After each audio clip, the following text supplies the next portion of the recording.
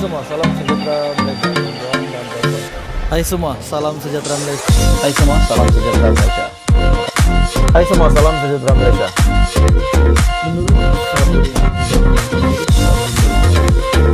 Hai semua, salam sejahtera Malaysia. Tuan dan Bapak semua. Hai semua, salam sejahtera Malaysia.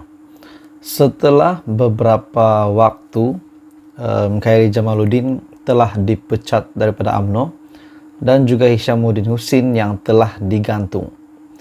Akhirnya kita menantikan keputusan-keputusan terkini daripada UMNO berkaitan dengan jawatan tertinggi, di mana ROS pun telah membuat pengumuman. Persoalannya, saudara-saudara semua, Ismail Sabri Yaakob yang dilihat hari ini semakin kita dapat lihat Ismail Sabri Yaakob yang semakin hari semakin ekspos, semakin banyak pendedahan Ismail Sabri, dan sudah pasti banyak yang menunggu keputusan, menunggu update terkini, perkembangan terkini jawatan Ismail Sabri Yaakob di dalam UMNO sebagai naib presiden. Dan akhirnya Ismail Sabri Yaakob telah membuat kenyataan ini. Yang kita tahu, KJ sudah dipecat, Hishamuddin Hussein digantung. Dan berkaitan dengan MKT UMNO, ramai juga yang saya lihat pemimpin-pemimpin UMNO yang menawarkan diri untuk menjadi ahli majelis tertinggi UMNO. Contohnya Tengku Zafrul. Dan beberapa yang lain juga sebagai naib presiden juga ingin mempertahankan jawatan ataupun kursi naib presiden UMNO pada masa akan datang.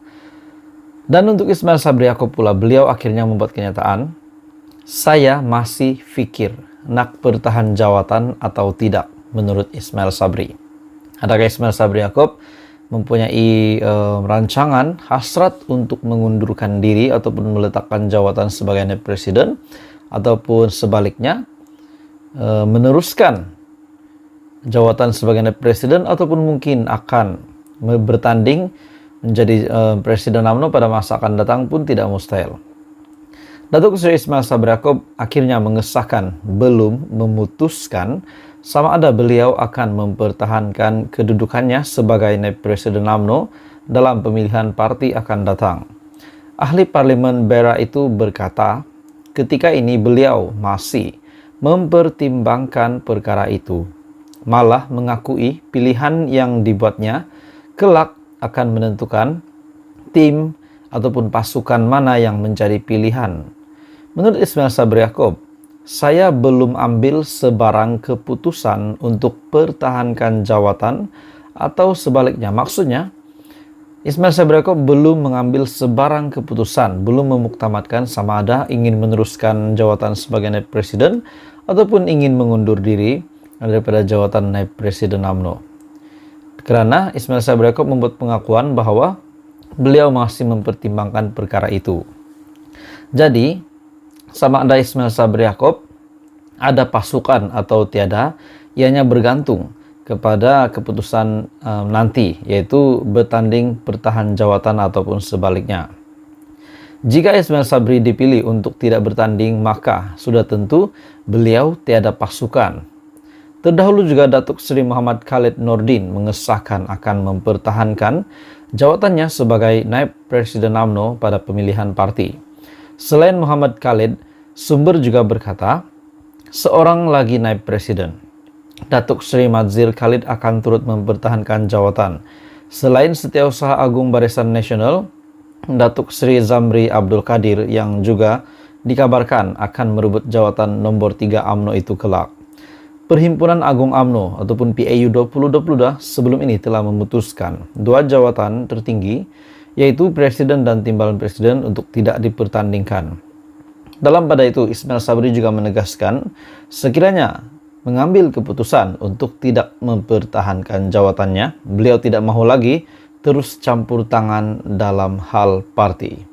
Adakah bermakna kenyataan Ismail Sabri di mana beliau menegaskan sekiranya mengambil keputusan untuk tidak mempertahankan jawatannya sebagai naib presiden, menurutnya sendiri beliau tidak mahu lagi terus campur tangan dalam hal parti. Adakah ini memberi bayangan bahwa Ismail Sabri Yaakob ingin letak jawatan sepenuhnya daripada UMNO mengundurkan diri? Apa komen Anda? Teruskan bersama di dalam channel ini untuk perkembangan politik yang seterusnya. Hai semua, salam sejahtera. Ada satu perkongsian yang menarik yang saya nak kongsi dengan Anda hari ini, di mana tular di media sosial sejak dari kemarin, tular di media sosial berkenaan dengan gambaran ataupun shadow kabinet bayangan Perikatan Nasional. Ini tular di media sosial dan menimbulkan rasa tidak puas hati beberapa pemimpin di dalam PN sendiri, dan juga sudah pasti netizen rakyat Malaysia penyokong PN timbul merasa tidak puas hati, dan mungkin ada juga yang suka dengan kabinet bayangan ini. Dan sebelum saya meneruskan kabinet bayangan ini, saya meminta Anda untuk menilai ataupun melihat adakah layak kabinet bayangan ini untuk diteruskan di dalam Perikatan Nasional. Kabinet bayangan PN dikuasai kaum tertentu saja. Apa maksudnya ini? Bekas ahli parlimen Bukit Bendera, Wong Hon Wai, yang melahirkan rasa kecewa dengan kabinet bayangan Perikatan Nasional yang menurutnya didominasi oleh sesuatu kaum dan tidak melambangkan masyarakat berbilang bangsa di negara ini. Menurutnya, satu wakil kaum Cina pun tak ada, satu wakil kaum India pun tak ada. Sabah ada satu orang, Sarawak ada satu orang. Tidak menggambarkan komposisi kaum dan geografi Malaysia. Tulisnya dalam satu hantaran. Oke, saudara-saudara semua, walaupun ini hanya kabinet bayangan, belum dirasmikan, namun telah timbul satu kekecewaan daripada bekas ahli parlimen, yaitu bekas ahli parlimen Bukit Bendera, yaitu Wong Hon Wai. Dan ini juga satu kekecewaan sekiranya ini bakal terjadi, di mana kaum Cina dan kaum India tidak termasuk di dalam kabinet Perikatan Nasional. Adakah ini kita boleh sentuh tentang sentimen perkauman? Adakah ekstremis perkauman begini sepatutnya menjadi parti pilihan rakyat? Nah, itu persoalannya. Saya bukan memburukkan, tapi dan juga saya juga tidak menyokong. Namun persoalannya, sekiranya benar kabinet PN ini, kabinet bayangan ini bakal dirasmikan, di mana Muhyiddin Yassin sebagai ketua ahli parlimen dan juga Hadi Awang sebagai timbalan ketua ahli parlimen PN, dan ketua pembangkang Hamzah Zainuddin dan beberapa lagi pemimpin yang lain di bawah, termasuk Tuan Ibrahim dan Taqiyuddin Hasan serta Syahidan Kasim juga. Jadi sekiranya benar ini berlaku, adakah kabinet bayangan ini yang tidak menggambarkan komposisi kaum dan geografi Malaysia melahirkan rasa kecewa ramai orang? Kalau ini berlaku dan benar akan dirasmikan, apa komen Anda? Patutkah Perikatan Nasional membuat kabinet begini?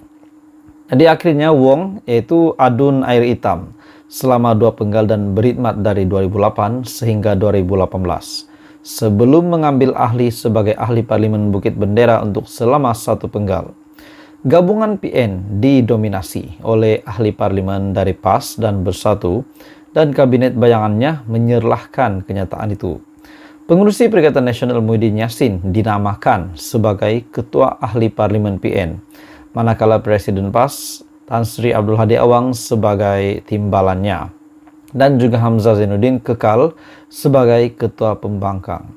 Jadi saudara-saudara semua, antara 26 ahli parlimen itu termasuk juga bekas menteri daripada pentadbiran Muhyiddin sebelum ini, serta ahli parlimen PN penggal pertama. Adakah Anda setuju dengan kabinet bayangan ini?